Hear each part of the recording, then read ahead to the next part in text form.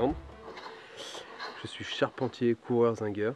Ici, mon travail, c'est prof de charpente et de menuiserie. Ça va faire 11 mois demain que je suis en mission. Donc j'enseigne aussi maintenant le dessin technique. Et sur le plateau qui sont faits, c'était pour leur examen de milieu de trimestre. C'était sur les derniers joints qu'ils ont appris. Et là maintenant, on travaille surtout sur les finitions, d'être très propre, et parce que tout ce qu'ils font peut être vendu ensuite. The structures we studied mostly this term, like this, the tray. Yes, we use this for accurate structuring, so that the joints are things like accurate. As you can see, there's no gap around here. Yes.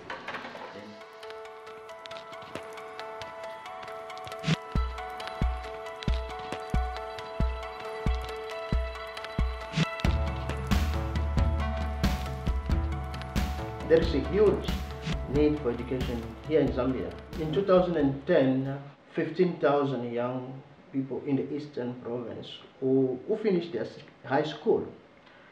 Then out of that, 2% who have access to university.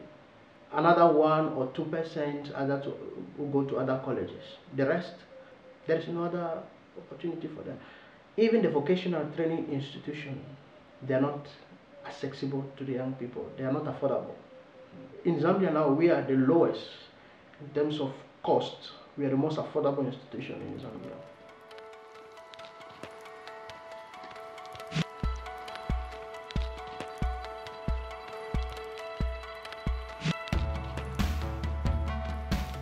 Ici, dans l'Est de province, c'est l'une des provinces les plus pauvres de Zambie.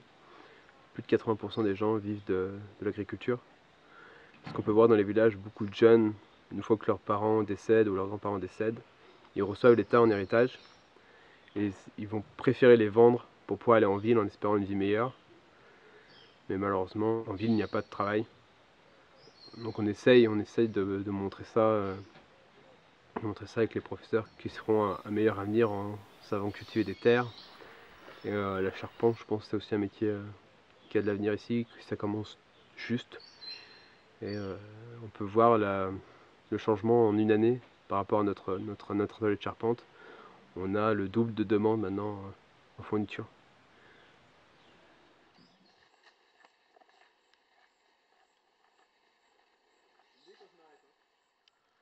La première fois, je me rappelle quand je suis allé sur internet, quand j'ai reçu ma mission, c'était marqué Zambia, the real Africa, la vraie Afrique quoi.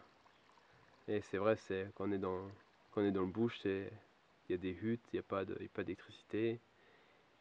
Il y a le risque d'avoir un buffle ou un hippo qui peuvent passer dans la nuit, des serpents, donc on est dans le bush quoi.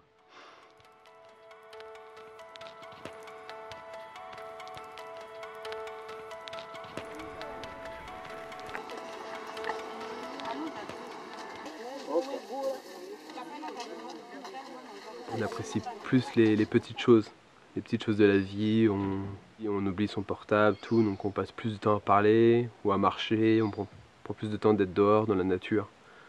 On apprécie toutes ces petites choses en fait qu'on avait oubliées en habitant en France, que j'avais complètement oublié. Le chat, ici c'est quelque chose d'important de rester ensemble et de parler. Et même si au bout d'un moment plus personne parle parce qu'on a tout dit, il n'y a pas de gêne. C'est juste qu'on est bien ensemble, donc on peut rester ensemble comme ça sans rien dire. The presence of the volunteer has two aspects. The first is the professional experience that the volunteer brings in. And secondly, also the sharing through this volunteering. I think there is a lot of learning that takes place from the side of volunteer and from the local people, so that the volunteer brings in a lot of expertise, and that is impacted to the student. The volunteer transmits that to the local, and the local takes over.